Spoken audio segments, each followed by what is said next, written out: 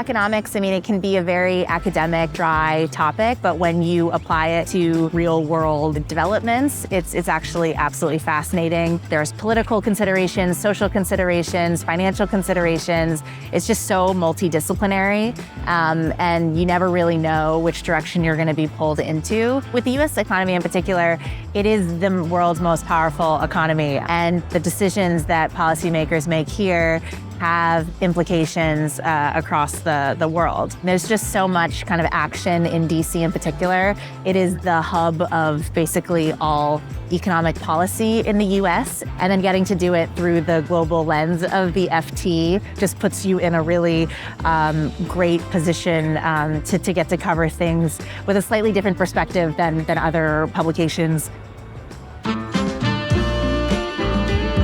So what was it that inspired you to become a journalist? So I'd always been interested in news growing up, and always kind of liked knowing about current events, things like that. And then when I realized that as a journalist, you can just ask interesting people, interesting questions about what's going on and have them explain it to you, it just was so appealing to me. And it's really just led me to kind of get to learn about all these new topics that I never imagined I'd get pulled into. Why is DC so important to cover economics for the Financial Times? So it really is the focal point of basically all economic policy in the US. So you have the Treasury Department, you have the Federal Reserve, you have the White House kind of crafting programs for Americans, and the decisions that they make have massive global ramifications. It's the reason why people pay attention to what's going on in the US economy, and it's because those policies are just so vastly important,